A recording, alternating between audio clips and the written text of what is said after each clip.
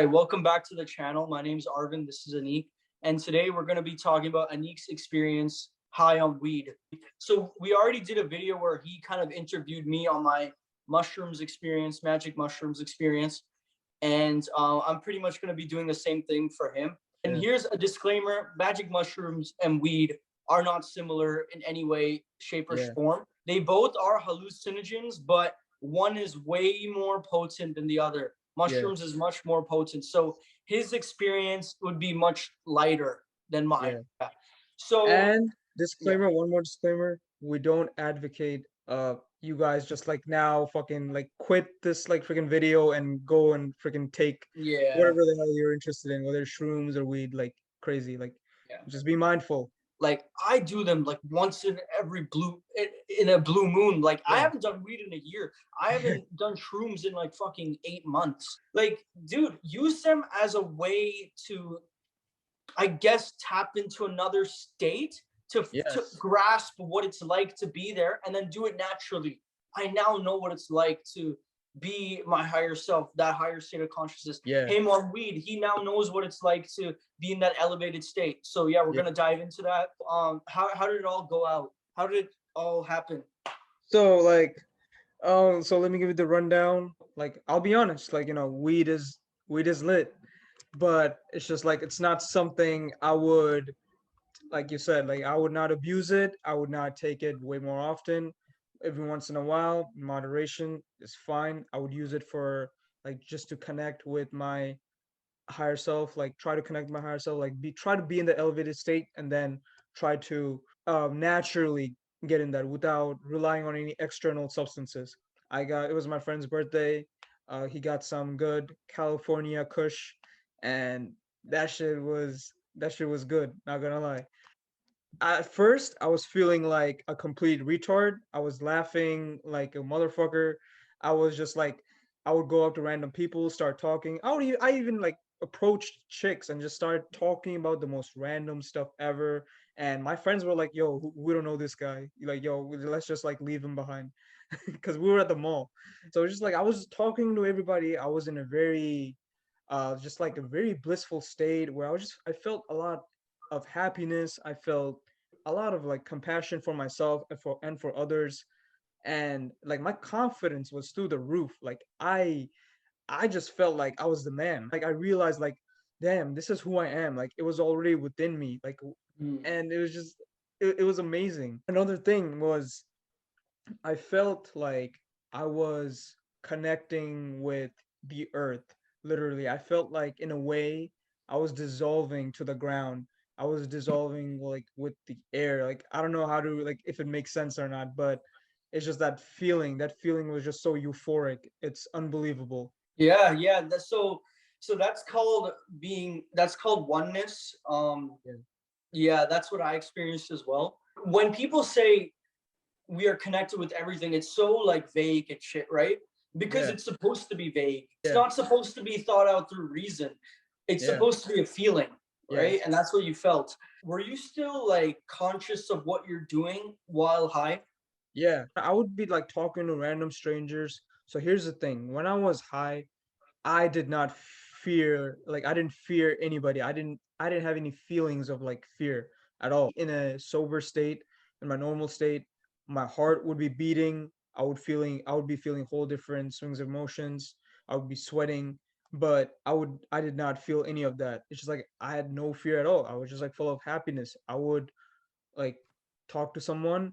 I would say whatever. That's like the first thing I would think of. I would just like say it right out.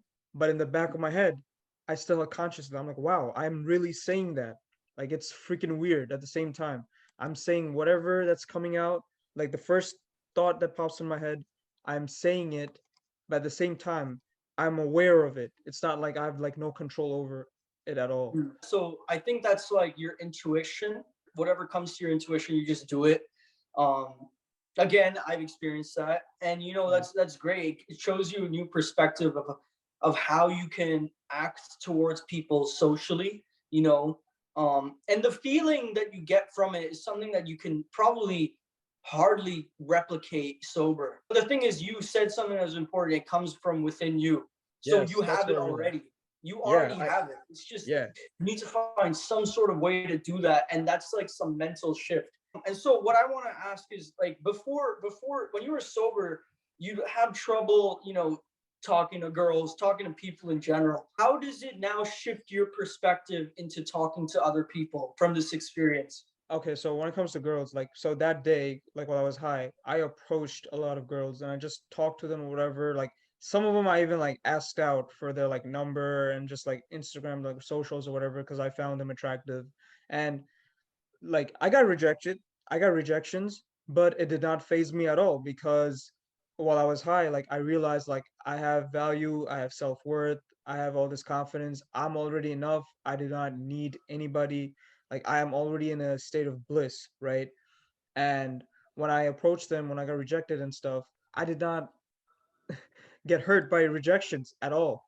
I am I am not okay with that feeling, not the actual task itself. And so that's what when I was high, that's what it made me realize. And I was like, "Oh shoot." So in a way, but at the same time it was also unfair.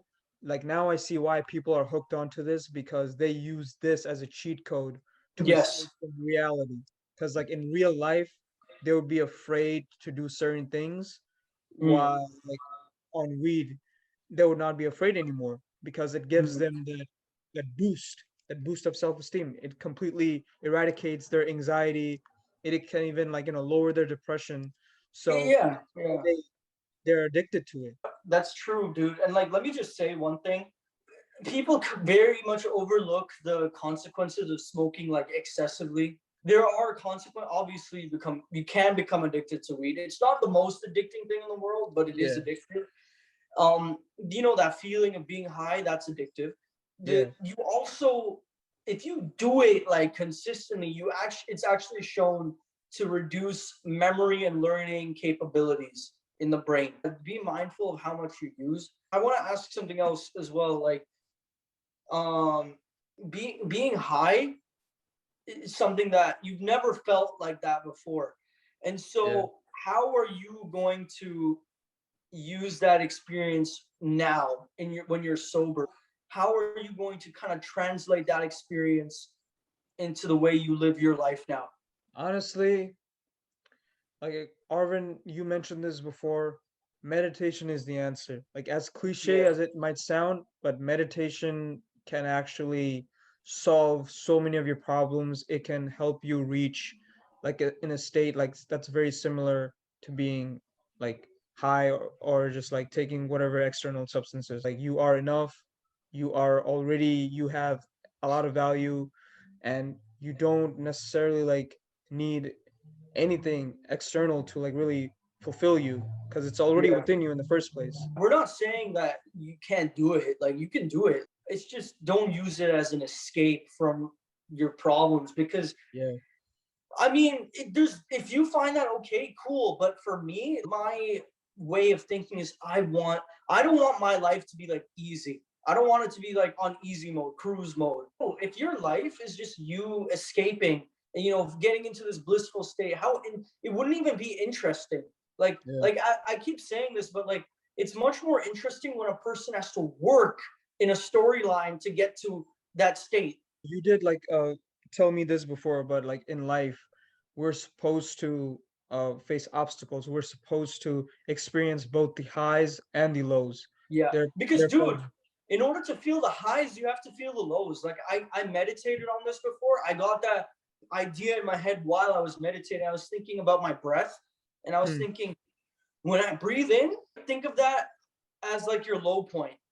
But mhm, eventually, your body needs to expel the carbon dioxide. So you breathe out, and then your yeah, belly expands, your lungs expand, and that's your high point. You feel great, but again, you need oxygen again, and then you keep going. It's life is going to be a cycle. No matter how cliche it is, it's true.